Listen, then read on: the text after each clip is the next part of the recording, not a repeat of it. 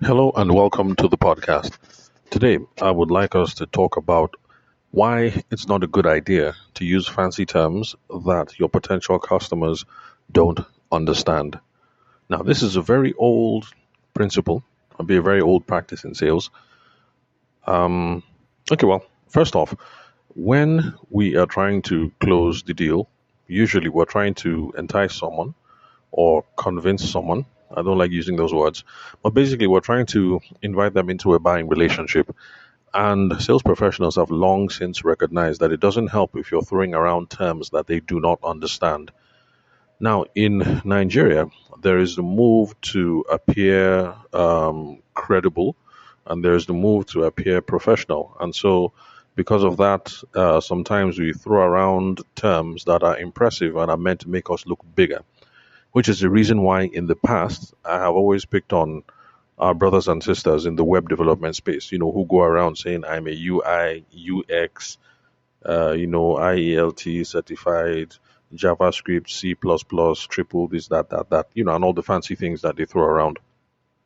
So, um, yes, when people throw around technical terms, they mean well. You're trying to impress whoever it is that you're talking to. You want them to know that you are the guy or that you are the very babe. As per you don't gather qualification and everything, like you know what you're talking about. So yes, there are times when all the credentials, all the technical terms are impressive. Maybe when you're speaking from stage, for instance. But then in personal selling, one on one, when we're trying to invite one person in particular into a buying relationship, it doesn't help. And then maybe on content that we create on social media, because we're trying to establish thought leadership and things like that, all the big, complicated technical terms, they probably don't help. Except if you're writing for your peers. So, like, somebody reached out to me to tell me that, yes, all these web development people who say front end, back end developer, UI, UX, C script, Java plus, something, something, TEL, whatever, whatever, certified, Google triple plus, something, something, rating certified, that the reason why they put all of that out there is because they are hoping to get jobs or hoping to get gigs from other people in the field. So that's why they use the inside speak. So, yes, if you're talking to your industry peers, then yes, use all the terms you want. However, if you're talking to ordinary people and you're trying to close the deal, then use words that they can understand. Now, the reason why we're talking about this today is because I was chilling on LinkedIn earlier in the morning, and then I saw some stuff about sustainable fashion and cyclical fashion. Also, I forgot where my man is. My name is Tavershima Ayede. I'm the host of the podcast. And what we do over here is every single day we solve business problems. I bring you business goodness, especially from the perspective of sales and business development. So your business has a problem, especially if it's problems that are customer related, client related. Those are the sorts of problems that I like talking about over here on the podcast. So, you've been looking for this kind of content for a very long time, and this is your first time of coming across the podcast, then subscribe on Spotify, Apple iTunes, YouTube, any player of your choice. And I have quite the catalog because I think I'm close to 1,350, 1,400 episodes now. So, if this is your first time listening, there's quite a bit to catch up on.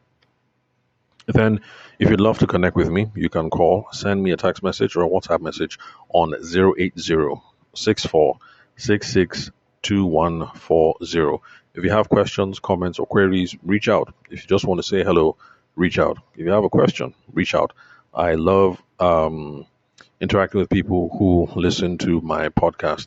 Then, yes, there's one class of people that I'm hoping to hear from in particular, and those are people who have three, four, five, six, seven different business ideas and are not making a single kobo from any of these ideas.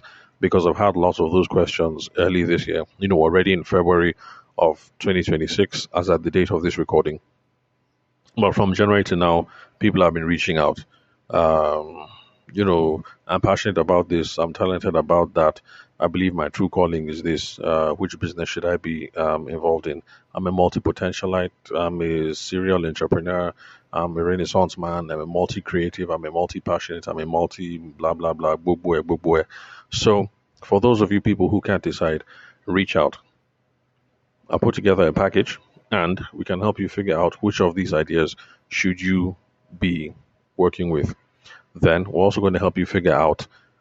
We're going to help you validate the idea because you need to figure out which ones are people, which of your business ideas are people actually going to pay for, and find enough people to pay for it at a comfortable enough rate that will make this whole thing profitable so that you can reinvest back into the business and also have some money to flex as well.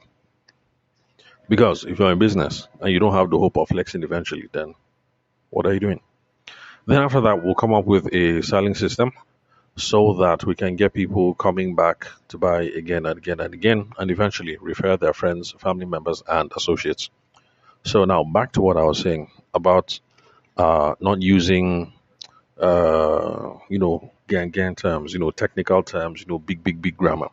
Because I was chilling on LinkedIn earlier on in the day, and I saw some stuff about sustainable fashion and cyclical fashion and all that kind of jazz. Now, the reason why this has come across my radar was because I also do some mentoring for the Fate Foundation in partnership with the OCIF, that is Orange Corners Innovation Fund, or something like that. Now, together, both of them have this program where they take Nigerian entrepreneurs and they run them through an incubation program. I can't remember how many weeks it's supposed to be. Then eventually, the people are paired up with mentors like us. Oh, sorry, like me rather. But it's on a what's that word?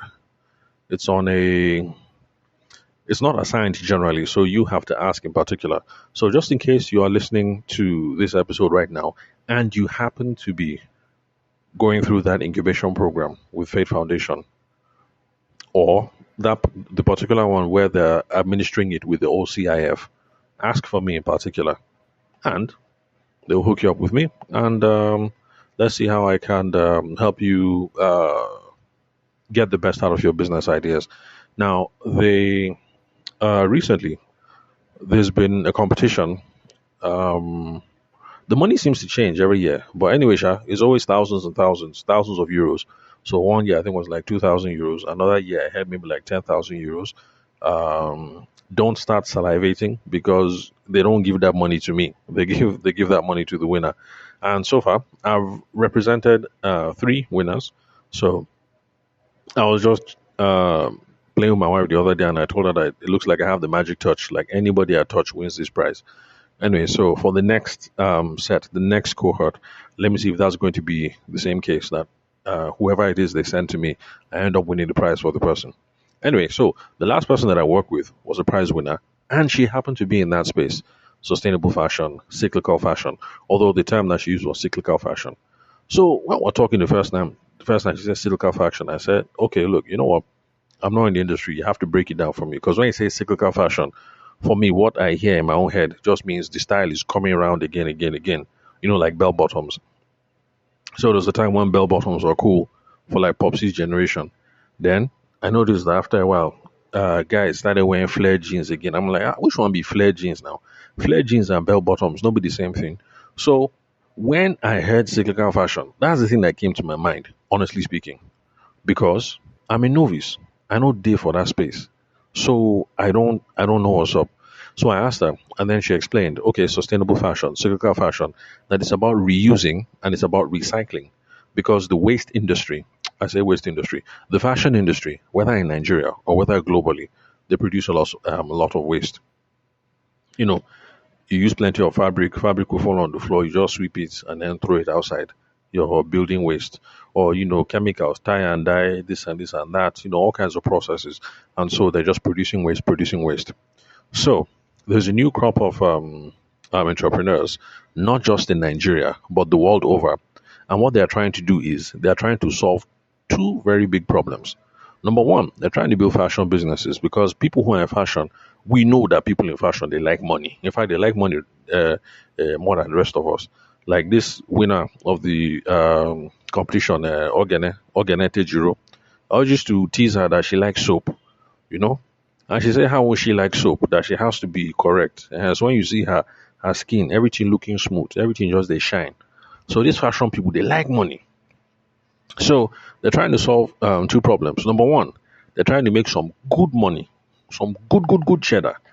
Because fashion entrepreneurs, they like soap, they like cream, they like to flex, they like to baby themselves of life. Then the second problem that they're trying to solve, those of them in the sustainable fashion space or the cyclical fashion spaces, they're trying to reduce the amount of waste that they're putting out into the environment. If you don't understand what I'm saying, next time you go into the market, okay, well, like in Abuja now, for instance, markets are divided into different sections. So the meat section is one side, the vegetable section is one side, frozen food is one side, like that, like that. Then the tailors, they just slam all of them into one building. If you go to the tailor section, you see what I mean.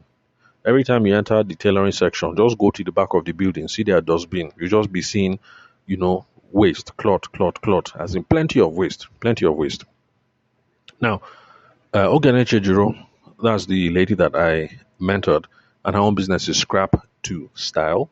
So you can check them on Instagram, Scrap to Style. But I think the two is like a number. So Scrap, SCRAP, and then number two, and then Style, STYLE. So what they do is they look for ways to take all these small scraps that people don't use. Uh, like, okay, let's say people who make raffia now, for instance, raffia basket, they won't use everything. They can take the small wood chippings, everything, come and make earring, come and make, bags, different kinds of stuff. And then from the clippings that people don't use, there's a way that they just take it. Before you know it now, they just blend it with akara, and then before you know it, bam, very solid, very beautiful Angara top has been made. So very good stuff. So they're trying to solve these two problems. And for that, I clap for them. But the reason why I'm making today's recording is this. And if you're in the cyclical fashion space or the sustainable fashion space, my message is to you guys. You all are trying to solve very big problems. And I commend you. And you guys are adding value to the ecosystem. And I commend you. But honestly speaking, the people who are supposed to buy your clothes, ordinary people like me and my wife and my mom and your own relatives, we honestly don't know what sustainable fashion means. We don't know what cyclical fashion means. We don't know what those other terms mean. So perhaps you guys, when you will have your meeting, fashion association, you guys should have a chat. Perhaps you are using terms that are not helping you sell your market. It's one of the things I actually talk about, not just people in web developers, UI, UX, but also people in the crypto space. You're running around shouting crypto, Web3, crypto, Web3, Web3, Web3, Web3, this protocol, that protocol, but you want Nigerians to buy into this thing, but you're using words that the average Nigerian does not understand, and you're not talking in terms of benefits that the average Nigerian is going to enjoy. And then you wonder, why aren't Nigerians catching? Why aren't they picking? How would they pick? Even me as an educated fellow, I don't know the difference between Web 2 and Web 3. But when I tell you people one on one, you don't get the point. You're now trying to educate me that this is the difference between Web 2 and Web 3. No, trying to get me individually is not the point. If you're trying to gain buy in on certain kinds of technologies on the African continent, let's be real. We know who we are. We know what's going on. We know our level of education. We know our level of sophistication. We know our level of exposure. Talk in terms that people can understand. So, those of you in the sustainable fashion space, those of you in the cyclical fashion space, perhaps you guys need to have association meeting, and you guys need to, how will I put it, talk in terms that people will understand. Talk in terms of the benefits that people are going to, enjoy. Because talking sustainable fashion and talking cyclical fashion might not be enough to get everybody on board, to get the mass markets on board. Now, I think it's a cool idea. But is the average Nigerian person going to buy just because, like, oh, you're trying to save the environment? Really? They've already tried that in the West and it doesn't seem to be working. You talk environment, but so far it looks like people in America and in Western Europe, prefer this whole thing of staying on trend, being fashionable. So they'll rush for winter line, rush for what again? Winter line, summer line, autumn line. This and this and that and that. So they can be talking environment all they want, but the market seems to be let's be trendy and let's be cheap. So, for those of you, brothers and sisters, in the sustainable fashion space, in the cyclical fashion space in Nigeria, perhaps at you people's next meeting, if you guys have association, you guys need to start talking in terms of what people understand. So, I'm going to go and do some research, and it looks as if sustainable fashion or cyclical fashion actually has some benefits that ordinary people like me can enjoy. Number one, superior quality and long lastingness. I was going to say longevity, but I don't want to bite my tongue. So superior quality and longevity. So somehow, it looks as if sustainable brands in Nigeria and also sustainable brands abroad, somehow, they always focus on durability. It's not just a matter of let's package this thing and then put it out and make some money. They're also concerned that if we put this thing out, let this be the kind of thing that will last. Okay. Now, I didn't know that spiritually that is part of your motto. Those of you who are involved in these kind of things, that people want a quality something that the person will buy once and they will wear over and over and over again, that the thing will last, the thing will look nice, the shine will still day. You understand? So, you people need to start talking in those terms. That this is superior quality fashion. That this is not just anyhow, Ankara top. That this Ankara top, this line of bags, this line of this line of that, this one has been engineered to stand the test of time. That you buy this Ankara, you see this sheen, you see this shine. Now, so you go to shine for the next 5 years straight, no shaking. So you should be talking in those kind of terms. This is superior quality. This is long lasting. I really think those are the things you should be talking about. Those are things you should be tweeting about, posting about, writing about. Instead of every single time you guys are talking sustainable fashion, cyclical fashion. What does that mean? It's not just me. I even asked my wife. I said, "Oh, that your sister that I'm working with." My wife said, "Who is my sister?" I said, "No, that Beanie Babe that I was telling you about now, Oganete Jiro." She said, "Oh, okay. So cyclical fashion." I said, "Sorry, remind me again. What does cyclical fashion mean?" So it's not just me.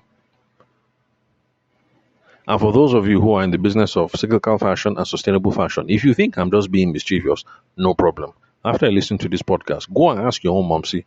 You say, "Mommy, what is cyclical fashion?" It will shock you that your own momsy, living in the same house as you, has absolutely no idea what cyclical fashion means, what sustainable fashion means. Then go and ask your siblings. Then go and ask your husband. Then go and ask one or two people in choir in church. Maybe you now understand what it is I'm talking about. So, talk in terms that people can understand. So, instead of tweeting, talking everything about sustainable fashion, how about, buy us? Because what we're doing is these are superior clothes, superior quality, long lasting. How about that? Anyway, that's one thing I found. I also saw some things online about health and safety because apparently I didn't know this. It looks like fast fashion, looking good, quick fashion. They use some chemicals like formaldehyde.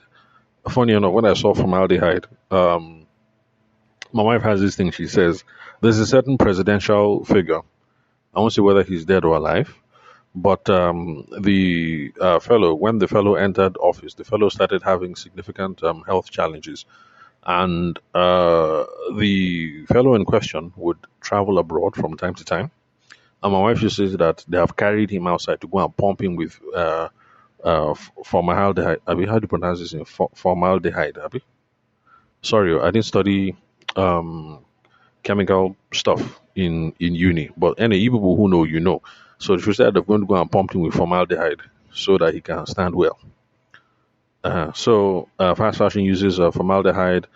Some of the dyes that achieve the colors, the bright colors, uh, they're cheap, but apparently they're not good for the skin. So those of you in the sustainable fashion space, in the cyclical fashion space, I didn't realize that it's part of your spiritual mission, all of you. But it looks like you guys like to focus on non-toxic chemicals, natural dyes, no harsh chemical finishes, stuff like that. So it's part of the things you can be talking about. Like you buy these products because all that cheap stuff people are getting from the UK and from Western Europe, to tap, the thing will damage your skin. That look at me, see my skin, see my glow. You want to glow like me? You want to be fly like me? You want to be fresh like me? Then use these things. Buy this our Ankara, buy this our this, buy this our that, because it is good for your skin. These are some of the things that people should be talking about. Then this one I also noticed about personal style. Like I've noticed that sustainable fashion, whether in Nigeria or abroad, I've noticed that you guys have your own, like you have your own look, you have your own style. There's a way that people dress, in popular culture. There's a way that they just dress, like they're trying to be in trend. But you sustainable fashion people, like, you match to your own drum. You have your own swag. It's part of the thing that people can be talking about. There's no need to be going with the trend. Buy this, whatever, whatever. Have your own unique style. Be classy. Be timeless. Be sophisticated. It's part of the stuff you guys can be talking about in your marketing. Instead of saying good for the environment, you can be saying good for the environment. I'm just saying that I suspect getting Nigerians to start buying sustainable. You will have to start talking and posting in those terms. So that people like me now, I like to have my own sense of style, even though my wife says I have the fashion sense of a Ghanaian school teacher. So, um, yeah, maybe if you push that kind of messaging towards me too, I can now say, you know what, myself, I suppose you know, like classic man. So I'll go and buy one or two things so that when I step outside, people are like, Mr. Yede, on point. And I say, of course. I say, most deaf. That before encore, how else am I supposed to be? So I'm thinking, this is me just riffing, it's my idea. I'm thinking, when you guys have meeting, sustainable fashion people, I think you should be talking about things, excuse me, you should be talking about your industry in these terms. So there's a whole bunch of stuff that I can say, but I think I've kind of made the point. But for those of you who are in the sustainable fashion space, in the cyclical fashion space, in Nigeria or in Ghana or South Africa, or wherever you are listening to this podcast, uh, please, I'm not trying to attack you guys. Like I like to attack my brothers in the crypto Web3 space, or my brothers and sisters in the Web3. Abi? Okay, no, I've already said crypto. Or the web developer space, front end, back end developer, UI, UX. Those ones I admit, yes, I enjoy blasting them. I enjoy abusing them. So I admit. But for those of you in the fashion space, this one is not abuse. Just take me as one of your younger brothers. I like the movement. I like what people are doing. And from outside, I think people are doing a very, very good job. And I think it's nice if this thing peaks. If your gospel, what people are preaching, would be nice if the thing peaks. But I really think you're not going to sell this market in Nigeria of 2026 if all you guys do, whenever you're on Instagram, whenever you are on TikTok, whenever you are on LinkedIn, whenever you are on podcast, if you guys continue this whole thing of sustainable fashion, cyclical fashion, I don't think people will clock it. I don't think the thing will catch on. So the suggestions I've given is just my own suggestions as an outsider. But you will, next time you are doing association meeting, association of cyclical fashion entrepreneurs, sustainable fashion entrepreneurs, whatever association people might have, think about it. How can we start talking about these things in terms of what our customers, our potential customers will enjoy? Those of us who are in the sales field, we have discovered that when we start talking in terms of what people will enjoy, our job becomes easier. And we are now able to now say, so how far now? How far? Shall you buy like two? The only reason why we can get to that point to say, how far? How many are you buying? Shall you pick two? You carry one for madam, is because we're speaking in terms that the person understands.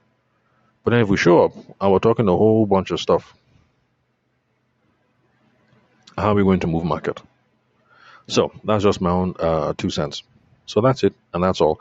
Thank you very much for listening. Remember, if you'd love to connect, the phone number is 080-6466-2140. If you have questions, you have comments, you have queries, then if you're a fashion entrepreneur, you're trying to walk through a couple of difficulties, you're having issues with customers, sustaining relationships is a problem, closing deals is a problem, getting referrals is a problem. You'd like to get my own 2 cents on the matter, reach out. The phone number is 080-6466-2140. Then, for the special class of people that I referred to in the beginning, yes, I have you guys in my mind this year in 2026. Those of you who have three, four, five ideas, you can't decide on which one is the best. Reach out. I'll put together a training course. Reach out. We will select the one that is best for you. We will validate it. We will show that it is profitable.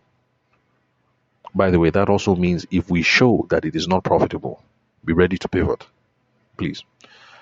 And then we'll also create a selling system around it. Again, the phone number to reach out to, call, send me a text message or a WhatsApp message is 080-6466-2140. So thank you very much for your time and attention. I will catch you all some other time. And don't forget to let people know that we have these kinds of wonderful podcasts in Nigeria as well.